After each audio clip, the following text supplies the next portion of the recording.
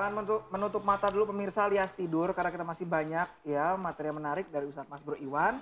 Obrolannya hari ini tentang rendah hati. Nah, langsung aja ini ada pertanyaan dari pemirsa di rumah yang udah kirim lewat email ya Ustadz ya? Email ya. Emailnya di mana Ustadz? Di redaksi.biostv@gmail.com. Coba yang bagian begini mana nih? Nah. Belum ada. Oh belum ya? Ya. Di redaksi.biostv@gmail.com. Oh apal ya kalau yang ini ya. Yuk kita lihat dulu yuk. Ini ada pertanyaannya seperti apa bagaimana? Iya. Afandi, Ustadz mau tanya dong, saat menistirahatkan hati ini, apakah bisa disamakan dengan tidak mencintai orang tetapi mencintai Allah? Gimana Ustadz? Apa ya? Iya saya juga bingung ini. Ya saya fokus sama kompak, warnanya bajunya hijau itu aja saya tadi ke fokusnya. Iya, kode alam. Oh, tetap ya. Maksudnya melempatkan cinta kepada orang, pada seseorang, apakah itu sama dengan mencintai Allah? Nah itu gimana nih Ustaz? Gitu ya. Coba diulang lagi, diulang lagi. Diulang lagi ya. Yuk. Nama saya Primasi Surya Afandi. Ustadz mau tanya dong, saat menistirahatkan hati ini, apakah bisa disamakan dengan tidak mencintai orang tetapi mencintai Allah? Itu ketika menistirahatkan hati itu ya. Tidak mencintai orang tapi malah mencintai Allah tuh sama nggak kayak begitu? Katanya Mbak Prima Ustadz. Mbak Prima, oh iya, Mbak Prima kayaknya di kampus tadi. Oh, saya kira di Kayangan, bukan ya Ustadz ya? Oh iya. ya ampun. Alhamdulillah. Memang seperti yang dikatakan Mbak Prima, ya, ketika kita menistirahatkan hati, itu memang sama dengan mencintai Allah. Ada apa korelasinya antara menistirahatkan hati dengan mencintai Allah? Dengan menistirahatkan hati ini berarti kita itu ridho. Ridho terhadap takdir Allah, bersabar terhadap ujian Allah, dan bersyukur terhadap nikmat Allah. Dan semuanya ini itu mengistirahatkan hati. Jadi kita itu istilahnya hati itu tidak galau untuk memikirkan yang namanya yang sudah ditetapkan Allah terkait jodoh, terkait kematian, terkait rezeki. Semuanya itu kita itu ridho terhadap takdir Allah dan bersabar terhadap cobaan dari Allah dan selalu bersyukur nikmat kepada Allah. Dan ini yang namanya cinta kepada Allah. Jadi sama. Oh gitu. Jadi memang karena kita sudah fokus sama Allah Subhanahu wa taala, maka yang lain di dunia ini itu akan ikut dengan sendirinya ikut gitu dengan ya. sendirinya. Jadi ketika kita mengistirahatkan hati, itulah tanda bahwa kita itu mencintai Allah. Oke. Saya juga cinta dengan pemirsa yang di rumah. Iya. Yang sudah kirim email Ustaz. Oh, sudah kirim ada email. Ada lagi pertanyaannya. Ada banyak ya? Iya, ada 2. Oh, ada 2 ya. Lihat. Ini apa yang mana? Ada yang telepon maksudnya. Saya amazing loh. Tadi saya tunggu email, emailnya sekarang ini Email itu teman saya email. Oh, Emil yang iya. Yuk kita angkat dulu ya. Yang mana ini? Halo, assalamualaikum. Halo, waalaikumsalam. Dengan siapa ya. nih? Dengan Rita di Sidoarjo. Nisa di Sidoarjo. Gimana Mbak Nisa? Oh Rita jauh ya. Jadi Ustaz mau nanya. Oh iya. Apa bedanya rendah hati sama rendah diri? Oh. Saya kan pengennya itu jadi baik gitu sama orang, tapi kenapa malah jadi kalah-kalahan Ustaz? Gimana cara nanggepinnya itu? Oh iya. Yang pertama bedanya rendah hati sama rendah diri apa nih Ustaz? Oh iya. Yang kedua apa? Yang kedua tuh saya tuh baik sama orang, tapi kok jadinya saya di kalah-kalahan, jadi dibully malah disia-sia gitu ya. Oh, itu aja Mbak Rita. Iya, terima kasih. Ya, terima kasih juga Mbak Rita. Yang nggak pakai Sugiarto ya. Nah. Oh iya. Iya kan nggak pakai Sugiarto. Iya, kalau pakai Sugiarto nanti penyanyi. Jadi dia nggak nyanyi nanti ya. Iya. Oke. Terima kasih Mbak Rita sudah bergabung bersama kami. Insya Allah. Ingat nggak pertanyaan yang pertama? Ingat loh. Oh iya, saya takutnya lupa. Bedanya rendah hati dan rendah diri, ini sebenarnya sama Mbak Rita. Tidak ada bedanya. Sama. Ketika kita membahas masalah rendah diri, itu sama dengan rendah hati. Kalau dalam kosakata ya. Itu kalau dalam bahasa Arab sama-sama yang namanya tawadhu. Tawadhu ya. Ini dalam artian rendah diri bukan kita merendahkan diri serendah-rendahnya ya. Tapi kita itu merendahkan diri di hadapan Allah Subhanahu wa taala. Bahwa kita tuh kecil gitu ya, bagaikan buih di iya. lautan. Jadi tidak kita merendahkan diri yang sampai kita mengeluarkan aib kita, terus kita sampai pokoknya memicu seseorang, membuat kita itu bahan olok-olokan. Iya. Tidak seperti itu rendah diri itu. Tapi rendah diri tidak di hadapan Allah. Jadi rendah hati sama rendah diri itu sama dengan tawadhu. Yang kedua tadi Ustaz. Yang kedua, Mbak Rita ini maunya baik ya, tetapi kok menjadi bahan bully seperti itu. Nah ini tentunya harus dipisahkan dulu. Dan berbuat baik ini Mbak Rita apa yang dilakukan di situ? Kalau yang dilakukan Mbak Rita ini berbuat baik dengan apa ya? Dengan menunjukkan aibnya Mbak Rita, terus dengan melucu, dengan terlalu berlebihan, itu tentunya memang menjadi bahan bulian. Tetapi kalau Mbak Rita memang ikhlas untuk berbuat baik kepada semua orang, dan orang itu salah nangkap sehingga Mbak Rita dijadikan bahan bulian, ketahuilah bahwa Mbak Rita di situ harus bersabar. Karena itu memang bagian dari suatu cobaan dari Allah. Karena cobaan ini harus dihadapi dengan sabar. Dengan sabar, Mbak Rita dengan bulian tadi dihadapi dengan sabar, insya Allah Mbak Rita akan menjadi derajat yang lebih tinggi. Mantap Ustaz. Oke, kurang lebih seperti itu ya. Jadi kurang lebih seperti itu. Jadi jangan khawatir ketika Mbak Rita dibully. Jangan terlalu terlalu cemas terhadap omongan orang lain. Benar. Jadi harus tetap pede, percaya diri. Dan semuanya itu badai pasti berlalu. Waduh, badai pasti berlalu. Kayaknya habis nonton konser ini ya. Jumat malam kemarin. Iya, jangan khawatir, jangan galau Mbak Rita kalau ada orang yang membuli. Ini sebelahnya ini ada yang galau dan pengen tanya daripada ntar dibully nih kayaknya Ustaz. Yang mana ini? Ayo. Oke, Pak Ustadz. Seperti biasa. Oh, siapa? Enggak, maksudnya harus milih Pak Ustadz. milih. Harus pilih. Pak Ustadz mau ditanya sama siapa? Oh, saya mau ditanya sama Mbak UU. Enggak ada Pak Ustadz. Ya terserah aja lah Nggak pokoknya. ada, bawa ada juga Mas Joko. Mas Joko. AU ya. Iya, enggak apa-apa, semuanya boleh. Ya, Ivan dulu baru saya. Iya. Oh, ada telepon. Ya, ada yang telepon. Ustadz banyak penggemarnya loh sekarang ya. Halo? Halo. Oh ya, halo. Assalamualaikum. Ya? Iya. Ya. Assalamualaikum. Assalamualaikum. Halo? Halo, iya. Saya Bapak Muhammad Iksan. Bapak Ya. Muhammad. Satu Purnawirawan Angkatan Darat. Iya. Gimana Pak? Saya mau tanya Pak Ustadz, Nggih. cinta itu kan biasanya dari mata dulu. Iya. Tapi saya kok dari hati dulu Ustadz. Ceritanya begini Ustadz, Iya ya. saya belum kenal sama Iya. cewek tersebut. Heeh, cewek. Tapi ketemu sekali lantaran ngirim surat. Mm-mm. Nah, anak perempuan itu kok langsung di hati saya, Pak Ustadz. Oh, gitu. Mestinya kan kenal Harus- dulu, Iya. tahu kalau dia itu cantik atau tidak, kan dari mata. Oh iya. Saya baru kali pertama kali ketemu dia ya sekali itu, ngantar surat undangan itu. Surat undangan. Tapi kok hati saya itu terus berhubungan dia saja, bukan mata saya. Heeh. Akhirnya karena saya sudah sendirian, saya tanya dia, Iya. Mbak, saya ini istri saya baru meninggal. Oh, Terus saya melihat Mbak kok sepertinya di hati saya belum tahu namanya Mbak.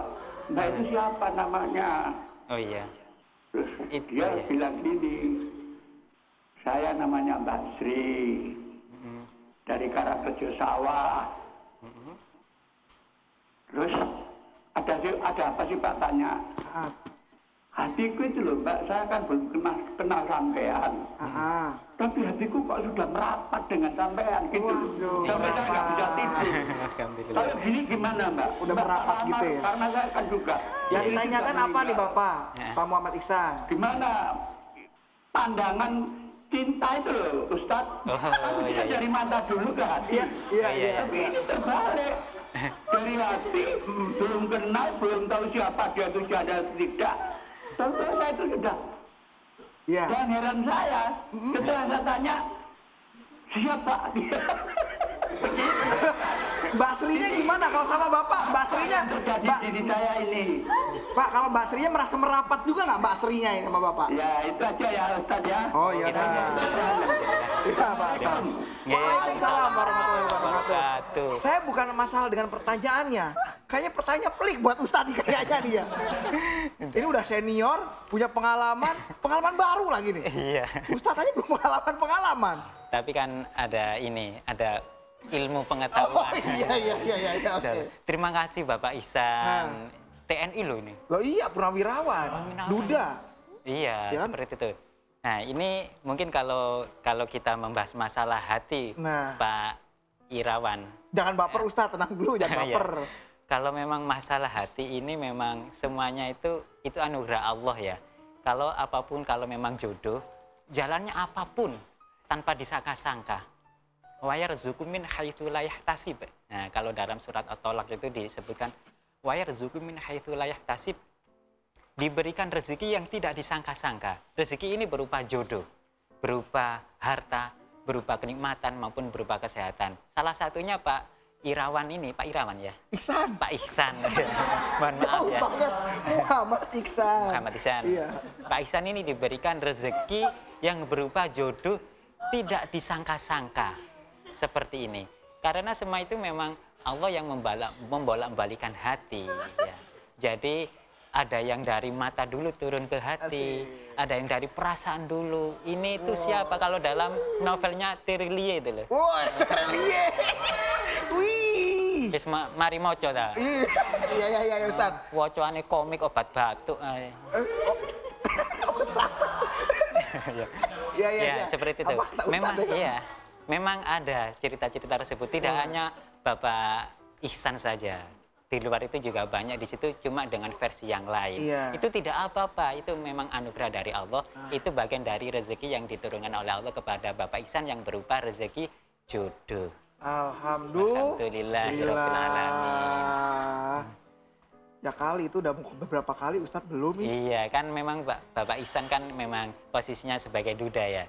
Jadi untuk itu sinyalnya itu cepet gitu loh. Wow, itu udah 4G berarti sinyalnya ya, cepet itu, seperti itu. Kan sudah berpengalaman, insya Allah cepet. Iya. Iya deh kalau gitu, yuk kita lihat VT berikutnya. Tidak nih apa-apa, tapi tidak apa-apa. Iya nggak apa-apa, memang Ustadz emang ada apa-apa. Nggak apa-apa ya. Nggak ada apa-apa kan. Yuk, VT dulu aja yuk. Nah, yuk. Iya ini nih. Jika siaran di TV Anda penuh dengan acara galau, coba cek antenanya mungkin masih mengarah ke rumah mantan. Iya. Gimana Ustadz nih? Gimana nih Ustadz? Saya nggak tahu mau komen apa nih saya bingung. Saya cuma bisa begini doang nih. Makanya Pak yang ginian gitu ya. Alhamdulillah. Gimana ya nih? Gimana Ustaz? Jadi memang kalau kita menginjak kayak apa itu contoh yang di Jogja itu ya. Hah? Di Jogja? Ada acara Oh, iya. festival Melupakan mantan. Tanggal 13 Februari kemarin iya, ya. Itu kan sebenarnya itu apa itu bukan acara melupakan mantan, tapi malah mengingat mantan. Oh. Padahal kan tujuannya baik loh, acara itu kan pengen ngebuat orang-orang yang merasa masih ada barang-barang masa lalunya itu bisa didonasikan, disumbangkan, bahkan itu nanti dilelang. Oh iya ya betul, kan? kalau itu positif sekali juga. Saya juga setuju, cuma saya nggak ikut. Iya Ustadz, emang ada mantannya? Ada, majikan. Oh. Mantan majikan. Mantan bos ya. Iya, Oke, yuk alhamdulillah. kita lihat ada video lagi nih Ustadz. Ada videonya ya. Iya. Nama saya Yesi Kanurkumala Dewi.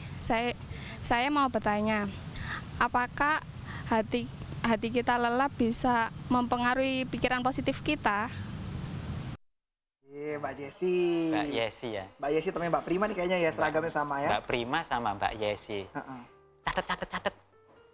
Buat apa Ustadz? Ya enggak, maksudnya kita kumpulkan siapa itu yang tanya itu siapa saja, Pak Ihsan dan sebagainya. Oh iya.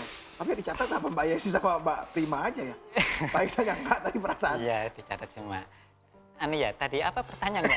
Mas Rili, tolong diperjelas. Kalau kita Mas Rili ini bagian memperjelas pertanyaan. Iya. Tadi kan pertanyaannya, kalau kita lupa ya tadi pertanyaannya.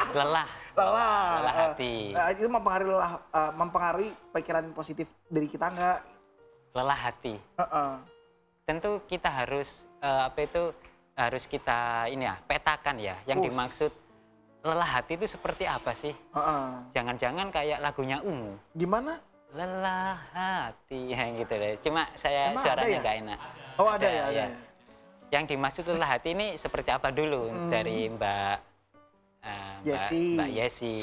Apakah lelah hati ini karena galau ya? Iya. Yang menyebabkan kita galau, lelah hati karena sudah memikirkan beban sehingga kita galau, ataukah lelah hati yang lain? Misalkan kita sudah memikirkan apapun di dunia ini sehingga kita pasrah seperti itu. Iya. Nah, kalau itu memang pasrah, lelah hati yang disebut itu pasrah. Yang kedua berarti ya. Yang menyebabkan kita pasrah, tentu itu mempengaruhi pikiran positif kita. Malah makin bagus ya. Malah makin bagus karena kita sudah lelah, hati kita itu sudah lelah memikirkan dunia ini, misalkan hiruk pikuknya dan semuanya dipasrahkan kepada Allah, itu bagus. Yang kedua. Nah, yang kedua, kalau yang pertama, yang definisi pertama, lelah hati ini yang menyebabkan kita galau, meratapi nasib, mengeluh. Nah, itu yang menyebabkan kita itu pikiran kita sempit, tidak bisa memandang alternatif yang lain. Padahal yang lain di sana itu banyak sekali alternatif kesempatan, alternatif sebuah jalan keluar. Tapi dengan lelah hati galau, kita itu seolah-olah sempit pikiran. Semoga yang kedua nih berarti ya. Ya, semoga yang kedua. Lepaskan hiruk pikuk duniawi. Hiruk pikuk duniawi dan semuanya serahkan kepada Allah sehingga kita akan pikiran kita menjadi positif, memandang semuanya akan menjadi positif. Nah, sekarang biar lebih positif thinking dan juga kita bisa makin rendah hati nih Ustaz. Nah, iya. Kesimpulannya silakan Ustaz. Kesimpulannya monggo. Saya mengutip ya, ini saya membawa catatan. Iya. Ini catatan apa? Catatan belanja? Kasbon. Oh iya. Ustaz apa tuh Ustaz? Kayak baju baru aja? Iya. Aduh, kok. Jangan. Ntar geli ya Ustaz. Jangan. Kalau di syuting jangan. Awas. Oh kalau nggak di syuting, ya Allah. Oh tulisannya dokter kon. Bentar ya. Itu kasbon semua. Loh, kok nggak ada tulisannya maksudnya? Dibalik. Tuh. Diputer, itu diputer dibalik. Nah, iya. dibalik. Iya. Ya. Jadi pemirsa Bios TV yang berbahagia, saya mengutip dari perkataan nasihat dari guru kita Syekh Abdul Qadir Al-Jailani dalam kitabnya yang ditulis oleh Syekh Muhammad An-Nawawi Al-Jawi dalam kitab Nasaihul Ibad. Ya. Ini berhubungan dengan rendah hati ini. Iya, gimana? Rendah hati. Yang pertama adalah jika bertemu seseorang, hendaknya kita memandang yang lebih utama. Bisa jadi dia itu lebih baik daripada kita. Ya. Yang kedua, jika dia orang yang lebih muda dari kita, maka katakanlah dalam hati kita, boleh jadi anak muda itu tidak banyak berbuat dosa, sedangkan kita melakukan banyak dosa. Satu lagi ya, jika dia orang yang lebih tua, katakanlah dalam hati kita bahwa orang ini telah dibebani Allah sesuatu yang tidak bisa aku raih, tidak mendapatkan apa yang tidak aku dapatkan, dan tidak mendapatkan apa yang aku ketahui, karena dia itu lebih berpengalaman. Kita tidak. Ketika kita melihat orang kafir, bisa jadi dia itu masih ini ya. Masih lupa tadi, maksudnya di mana? Ayo. Bisa jadi dia akan masuk Islam, lalu menyudahi seluruh amalan-amalan yang buruk. Aku pun tidak tahu kapan aku mati husnul khotimah atau mati su'ul khotimah. Iya. Seperti itu. Jadi ini nasihatnya adalah bahwa kita memandang sesuatu, memandang seorang itu harus positive thinking. Iya. Baik kepada orang lain, tapi merasa kurang buat diri sendiri. Gitu. Baik terhadap orang lain, orang yang lebih muda, orang yang lebih tua, bahkan orang bodoh maupun orang yang lebih pintar maupun orang yang di luar Islam. Baik sekali. Alhamdulillah. Alhamdulillah. Udah ya? Sudah. Jangan kepikiran sama Mbak Iksan tadi loh. Mbak Iksan? Pak Iksan. Oh, Pak Iksan, iya. Ya, belajar sama Pak Iksan. Iya, belajar. Biar perasaannya nanti lebih tajam ya Ustaz. Iya, alhamdulillah. Pemirsa kita pamit dulu.